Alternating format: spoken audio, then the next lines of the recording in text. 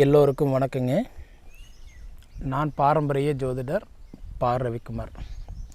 இப்போ நாம் பார்க்கக்கூடிய தலைப்பு பார்த்திங்கன்னா, மாசி மாதத்துக்கு உண்டான மாத பலன்களை பற்றி தான் இந்த காணொலியில் பார்த்துட்ருக்குறோம். பொதுவாக பார்த்திங்கன்னா, இந்த உடைய மாசி மாதம் பிறக்கக்கூடிய தருணம் அதாவது குரோதி வருடம் மாசி மாதம் 1ஆம் தேதி, அதாவது வியாழக்கிழமை அதிகாலையில் பிப்ரவரி மாதம் அதாவது 13ஆம் தேதி அன்னைக்கு இந்த உடைய மாசி மாதம் 1ஆம் தேதி பிறக்கப்படுதுங்க. மகம் நட்சத்திரம் 2ஆம் பாதத்தில் சிம்ம ராசியில் மகர லக்னத்தில் கேது பகவானுடைய திசையில் 126 டிகிரியில் தான் இந்த மாதம் பிறக்கப்படுதுங்க.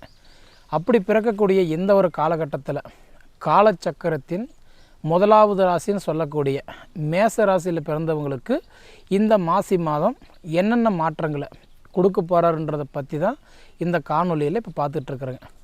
பொதுவாக பார்த்திங்க அப்படின்னா, மேச ராசிக்கும் விருச்சக ராசிக்கும் அதிபதின்னு சொல்லக்கூடியவர் யாருன்னா செவ்வாய் பகவான். இப்போ உங்கள் ராசிக்கு அதிபதி செவ்வாய் பகவான் பார்த்திங்கன்னா உங்களுக்கு அதாவது 3வது பாவகத்தில் மிதுன ராசியில் இப்போ செவ்வாய் பகவான் நட்பாக இருக்கிறாருங்க. அப்படி இருக்கக்கூடிய 3ஆம் இடம் சொல்கிறது சகோதரஸ்தானம், தைரியஸ்தானத்தில் உங்கள் ராசிக்கு அதிபதி 3ஆம் இடத்துல இருக்கும்போது கண்டிப்பாக உங்களுக்கு, ஏன்னா நிறைய இப்போ உங்களுக்கு கடந்த காலம் அப்படின்னு பார்த்தீங்கன்னு வச்சுக்கோங்களேன், 2024வது வருடத்தை விட நிச்சயம் இந்த 2025வது வருடத்தில் வரக்கூடிய இந்த மாசி மாதம் உங்களுக்கு நல்லாவே இருக்கும். ஏன்னா இதுக்கு முன்னாடி பார்த்திங்க அப்படின்னா, நமக்கு தொழில் இல்லையே அப்படின்னு வருத்தப்பட்டவங்களுக்கு, வாழ்வாதாரம் நமக்கு நல்லா இல்லைங்களே அப்படின்னு சிரமப்பட்டவங்களும், அதே சமயத்தில் பார்த்திங்கன்னா நமக்கு என்ன தான் உழைச்சாலும் ஒரு முன்னேற்றம் இல்லையே அப்படின்னு சொன்னவங்களுக்கு இந்த உடைய மாதம் அதாவது கண்டிப்பாக உங்களுக்கு நல்லாயிருக்கும். காரணம் பார்த்திங்கன்னா, உங்கள் ராசிக்கு அதிபதி செவ்வாய் பகவான் 3ஆம் இடத்துல சகோதரஸ்தானம் தைரியஸ்தானத்தில் இருக்கிறதுனால கண்டிப்பாக உங்களுக்கு ஒரு நல்ல தெம்பு, நல்ல ஒரு தைரியத்தை கண்டிப்பாக உங்களுக்கு கொடுத்துருவார். அப்போ இது போக பார்த்திங்கன்னா, உங்களுடைய ராசிக்கு 2வது பாவகத்தில் சுக்கிரனுடைய வீட்டில் பார்த்திங்கன்னா குரு பகவான் இன்றைக்கி குடும்ப குருவாக இருக்கிறார். ஏன்னா உங்கள் ராசிக்கு 2ஆம் இடத்துல குரு இருக்கார்.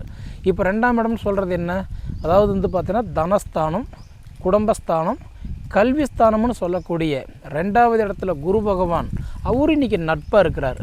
அப்படி நட்பாக இருக்கிறவர் பார்த்திங்கன்னா உங்களுக்கு ஏன்னா 2ஆம் இடம்ன்றது கல்விஸ்தானம் இல்லையா, நிச்சயம்ன்றது இந்த மாதம் ஓரளவுக்கு கல்வி நல்லாவே இருக்கும். ஏன்னா இதுக்கு முன்னாடி கொஞ்சம் படிப்பு மந்தமாக இருந்தது, படிப்பு நல்லா இல்லை, என்ன தான் படித்தாலும் மைண்டில் ஏறலன்னு சொன்னவங்களுக்கு, மேசராசிக்காரங்களுக்கு இந்த மாதம் கண்டிப்பாக படிப்பு நல்லாயிருக்கும்.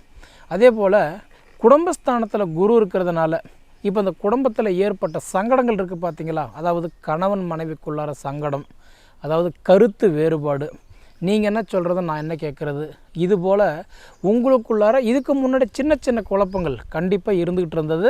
இதையெல்லாம் இந்த மாதம் கண்டிப்பாக ஓரளவுக்கு உங்களுக்கு நல்லாவே இருக்கும். அதே மாதிரின்றது தனஸ்தானத்தில் குரு பகவான் உக்காந்துட்டார்னு வச்சுக்கோங்களேன், பழமொழி சொல்லுவாங்க, குரு கொடுப்பார் எவர் தடுப்பார். குரு கொடுத்தா கோடி கோடியே கொடுத்துருவார். அப்படி பார்த்திங்கன்னா உங்களுக்கு குரு பகவான் 2ஆம் இடத்துல இருக்கிறதுனால கடன் பிரச்சனை, இப்போ நிறைய பேருக்கு பார்த்திங்கன்னா இந்த மேசராசிகர்களுக்கு என்னென்னு பார்த்தீங்கன்னா கடன் பிரச்சனை. இன்றைக்கி நம்ம என்ன தான் சம்பாதிச்சாலுமே பழமொழி சொல்லுவாங்க, தேனெல்லாம் பூசி தெருவெல்லாம் 1 நாள் ஒற்றை மண்ணை தான் ஒட்டுன்ற மாதிரி. ஏன்னா அடுத்த மேசராசிக்காரங்களுக்கு இப்போ அடுத்தது 7.5 சனின்றது மார்ச் 29ஆம் தேதி சனி பெயர்ச்சாகிறார். அப்போ சனி பெயர்ச்சி ஆகும்போது என்ன பண்ணுறாரு, மேசராசிக்காரங்களுக்கு விரைச்சனி ஸ்டார்ட் ஆகுது. அப்போ அந்த விரைச்சனி ஸ்டார்ட் ஆகிறதுனால நிறைய பேர் சொல்லுவாங்க, அப்போ மார்ச் 29ஆம் தேதிக்கு மேலே தான் உங்களுக்கு சரியில்லைன்னு சொல்லுவாங்க. ஆனால் அப்படிலாம் கிடையாது. எப்பயுமே சனி நம்மளை பிடிக்கிறதுக்கு முன்னாடியே கிட்டத்தட்ட ஒரு 6 மாதம் இருக்கும்போதே பார்த்திங்க அப்படின்னா ஒரு சின்ன சின்ன ஒரு பிரச்சனைகள் கொடுக்க ஆரம்பிச்சிருவார். அப்படி பார்த்திங்கன்னாவே இந்த மேசராசிக்காரங்களுக்கு ஒரு 4 மாத காலமாகவே இன்றைக்கி பண வரவு கண்டிப்பாக லாக் ஆகிடும். பண வரவு லாக் ஆகிடும். 2வது தொழிலில் பார்த்திங்கன்னா நிறைய பேருக்கு சிக்கல், அதாவது தொழிலில் தேவையில்லாத சங்கடங்கள். இன்றைக்கி நல்லா போயிட்டு இருந்த தொழில் பார்த்திங்கன்னா திடீர்னு கட் ஆகிடும். ஒரு எடுத்த கமிட்மெண்ட் பார்த்திங்க அப்படின்னா அது ஃபினிஷிங் பண்ண முடியாது. அப்போ என்ன இருக்கும், நமக்குள்ளார ஒரு கேள்வி அந்த இடத்துல வர ஆரம்பித்தோம். அப்போ என்ன காரணம், கிட்டத்தட்ட இந்த 3-4 மாதமாகவே நமக்கு வருமானம் இல்லை, தொழில் லாக் ஆகிடுச்சு, பணவரவு ஒன்றும் இல்லை, குடும்பத்தில் நிம்மதி இல்லையே இப்படின்ற ஒரு எதிர்பார்ப்பு கண்டிப்பாக சில மேசராசிக்காரங்களுக்கெல்லாம் இருக்கும். அப்படி பார்த்திங்கன்னா நிச்சயம் அடுத்தது வர 7.5 சனி பற்றி இப்போ நம்ம பேச வேண்டியதில்லை.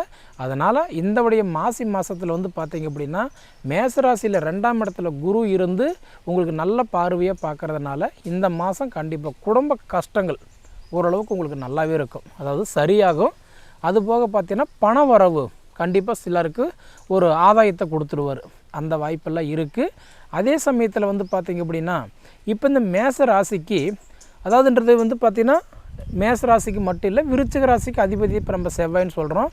அந்த செவ்வாய் பகவான் 3ஆம் இடத்துல உட்காந்து 12ல் குரு பார்க்குறதுனால சிலருக்கெல்லாம் பார்த்திங்கன்னா இந்த சொத்து வில்லைங்கும் இருக்குது. பார்த்திங்களா, எப்படி சொல்கிறதுனா அப்பா வழி பிரச்சனை, அப்பா சொத்து பிரிக்க முடியுமா, இல்லை அதாவதுன்றது வந்து நமக்கு வாங்கின இடம் கிரையம் பண்ண முடியுமா, இல்லை ஒரு சிலருக்கு வந்து பார்த்தீங்கன்னு வச்சுக்கோங்களேன், அதாவது ஏதாவது மாற்றங்கள் நடக்குமா, அதாவது பூர்வீகத்தை சார்ந்தது இடம் சார்ந்த விஷயங்கள் இதெல்லாம் நடக்குமான்னு பார்த்தா உங்கள் ராசிக்கு அதிபதி மிதுனத்தில் உட்காந்து குரு வந்து 12ஆம் இடமாக பார்க்குறதுனால பார்த்திங்க அப்படின்னா சிலருக்கு இந்த பூர்வீகத்தை சார்ந்த விஷயங்கள் சிலருக்கு தடையாக இருக்கிறதுக்கெல்லாம் வாய்ப்பு உண்டுங்க.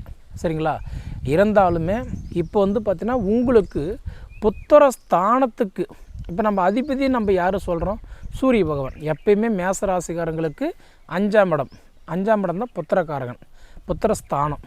அந்த புத்திரஸ்தானத்துக்கு அதிபதி யாருன்னா இன்றைக்கி வந்து சூரிய பகவான். இன்றைக்கி நெருப்பு ராசி நம்ம சொல்கிறோம்.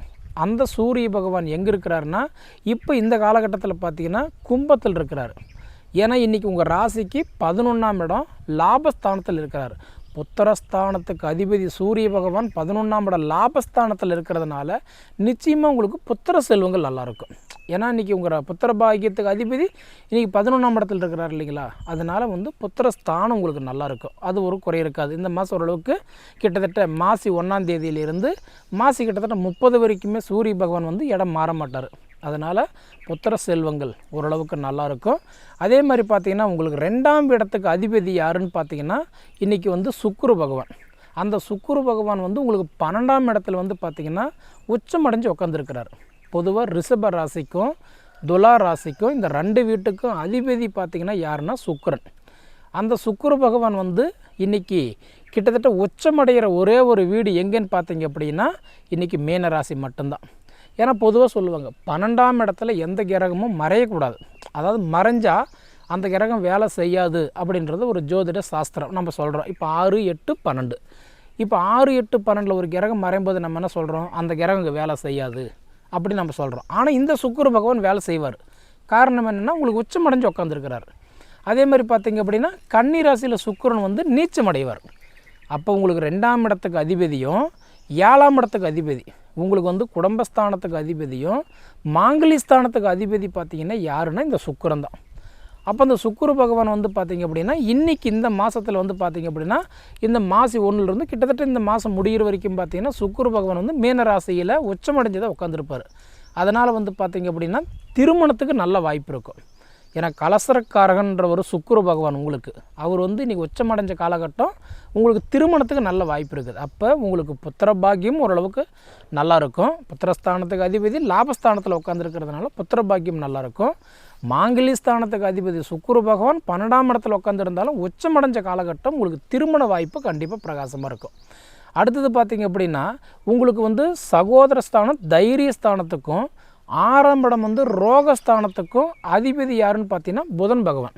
இப்போ மிதுன ராசிக்கும் கன்னி ராசிக்கும் இந்த 2 வீட்டுக்கு அதிபதி வந்து புதன் பகவான். இந்த மாதத்தில் பார்த்திங்க அப்படின்னா இந்த மாசி மாதத்தில் வந்து கிரக பயிற்சின்னு பார்த்திங்க அப்படின்னா புதன் பயிற்சி மட்டும்தான் ஆகிறார். வேறு எந்த ராசியுமே பயிற்சி ஆகலை. அப்போ அந்த புதன் பகவான் வந்து பார்த்திங்க அப்படின்னா இப்போ உங்களுக்கு எங்கே இருக்கிறாருன்னா லாபஸ்தானத்தில் இருக்கிறார். சனியுடைய வீட்டில் கும்ப ராசியில் சூரியனுடைய சேர்க்கையாக புதனாதிபதி அங்கே நட்பாக உட்காந்துருக்கிறார். அப்படி உட்காந்துருக்கிறவர் இந்த மாசி மாதத்தில் 15 தேதி வரைக்கும் பார்த்திங்க அப்படின்னா புதன் பகவான் வந்து கும்ப ராசியில் வந்து அவர் நட்பாக தான் இருப்பார். அப்போ இந்த மாசி மாதம் 15ஆம் தேதிக்கு மேலே இந்த மாசி 30 வரைக்கும் பார்த்திங்க அப்படின்னா அவர் வந்து மீன ராசிக்கு வந்து நீச்சம் அடைஞ்சிருவார். இப்போ வந்து சுக்கிர பகவான் அடைய வந்து பார்த்திங்கன்னா மீன ராசியில், புதன் பகவான் வந்து நீச்சம் அடைகிற ஒரு வீடு பார்த்திங்கன்னா மீன ராசியில். அப்போ உங்களுக்கு வந்து 15ஆம் தேதி வரைக்கும் பார்த்திங்க அப்படின்னா நல்ல ஒரு தெம்பு தைரியம் ஓரளவுக்கு ஒரு மனப்பக்குவத்தை கொடுத்துருவார். அப்போ அந்த 15 தேதியிலிருந்து 30 தேதி வரைக்கும் பார்த்திங்க அப்படின்னா மனசுக்குள்ளார சின்ன சின்ன போராட்டம். அதாவது எப்படி சொல்கிறதுனா, ஏதோ ஒரு காலகட்டத்தில் நமக்கு வந்து ஒரு பயம். அப்போ 100% என்ன அப்படின்னா, புதுசாக ஒரு காரியம் நம்ம ஆரம்பிக்கிற மாதிரி இருந்தால், இப்போ ஒரு மண் வாங்கலான்னு இருக்கிறோம், ஒரு இடம் கிரை பண்ணலான்னு இருக்கிறோம், ஒரு வீடு ஆல்ட்ரேஷன் பண்ணலான்னு இருக்கிறோம், ரெண்டாவது ஏதாவது ஒரு போர் போடலாம், ஒரு கிணறு வெட்டலாம், இது போல் ஒரு சுபகாரியம் நீங்கள் செய்யலாமான்னு நீங்கள் எதிர்பார்க்குற மாதிரி இருந்தால் இந்த மாசி 15க்குள்ளார பண்ணிக்கோங்க. ஏன்னா தைரியஸ்தானத்துக்கு அதிபதி புதன் பகவான் 11ஆம் இடத்துல லாபஸ்தானத்தில் 15 நாள் தான் இருப்பார். அந்த 15 நாளைக்கு மேலே 30 நாள் வரைக்கும் பார்த்திங்கன்னா 12ஆம் இடத்துல போய் நீச்சம் அடைஞ்சிருவார். அப்போ இந்த ராஜபங்கம் நீச்ச யோகத்தை அடைஞ்சிடறாரு. அப்போ சுபகாரியங்கள் செஞ்சாலும் அது கரெக்டாக நல்லா போகணும்ல சொல்ல முடியாது. சரிங்களா? அதனால் முடிஞ்ச வரைக்கும் என்னன்னா 100% 15 தேதி வரைக்கும் ஓரளவுக்கு எதாவது பண்ணுற மாதிரி இருந்தால் நீங்கள் பண்ணிக்கோங்க. 15க்கு மேலே பண்ணுற மாதிரி இருந்தால் உங்கள் சுய ஜாதகத்தை பார்த்துட்டு கண்டிப்பாக பண்ணுங்கள். இது போக பார்த்திங்கன்னா ஒரு மனிதனுக்கு நம்ம வந்து வாழ்கிறதுக்கு நம்ம 1000 காரணங்கள் சொல்லலாம். ஆனால் ஒரு மனிதன் வந்து அழியிறாங்க, சிரமப்படுறாங்க அப்படின்னா அதுக்கு காரணமே 4 காரணம் தான். ஒன்று திசா புத்தி. ஒரு மனிதன் வளரணும்னா முதல்ல என்ன நல்லா இருக்கணும்? திசா புத்தி நல்லா இருக்கணும். ரெண்டாவது சனி இல்லாமல் இருக்கணும். 7 சனி, அஷ்டமத்து சனி, அர்த்தாஷ்டம சனி, கண்டகச்சனி, இந்த மாதிரி சனி இல்லாமல் இருக்கணும். மூணாவதுன்றது ஒரு மனிதனுக்கு வந்து தோஷங்கள் இல்லாத இருக்கணும். 4வது சுற்றி மனுஷாக்கள் வகையில் இந்த சதி போட்டி போகாமல் இல்லை இருக்கணும். இது 4ம் இல்லை அப்படின்னா மட்டும்தான் ஒரு மனிதனால் நம்ம அடுத்த கட்டத்துக்கு அப்டேட் ஆக முடியும். அதாவது நல்லா நம்ம வாழ முடியும். நான் இதுக்கு முன்னாடி காணொலியில் உங்களுக்கு நான் சொல்லியிருக்கேன். நீங்கள் முன்னாடி காணொலியில் போய் நீங்கள் பார்த்தீங்க அப்படின்னா நிச்சயமாக இந்த தோஷங்கள் பற்றி நான் உங்களுக்கு தெளிவாக சொல்லியிருப்பேன். நாகதோஷம், அதாவது லக்னத்தை அடிப்படையாக நான் உங்களுக்கு சொல்லியிருப்பேன்.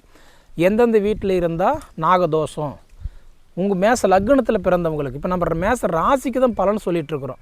இதுக்கு முன்னாடி நம்ம என்ன பண்ணோம்னா மேச லக்னத்தில் பிறந்தவங்களுக்கு எந்தெந்த வீட்டில் இருந்தால் தோஷங்கள், செவ்வாய் தோஷம், நாகதோஷம், புத்திர தோஷம், தார தோஷம், புணர்ப்பு தோஷம், அதே சமயத்தில் வந்து காலசர்ப தோஷம், வர்க்க தோஷம், இந்த மாதிரி தோஷங்கள் பற்றி உங்களுக்கு எந்தெந்த ராசியில் இருந்தால் தோஷங்கள் அப்படின்றத நம்ம தெளிவாக சொல்லியிருக்கோம். நீங்கள் அதில் போய் நீங்கள் பார்த்தீங்க அப்படின்னா தெரியும். சரிங்களா? இருந்தாலுமே இந்த மேச ராசியில் பிறந்தவங்களுக்கு நிச்சயமாக சொல்கிறேன், உங்களுக்கு 2024 ஏற்பட்ட கஷ்டம் இந்த 2025 இந்த மாசி மாதத்தில் நீங்கள் படமாட்டீங்க. நிச்சயமாக உங்களோட உடல் உபாதைகள் கொஞ்சம் நல்லாயிருக்கும், ஹெல்த்து நல்லாயிருக்கும், மனசுக்குள்ளார ஒரு தெம்பு தைரியத்தை கொடுத்துரும். சரிங்களா?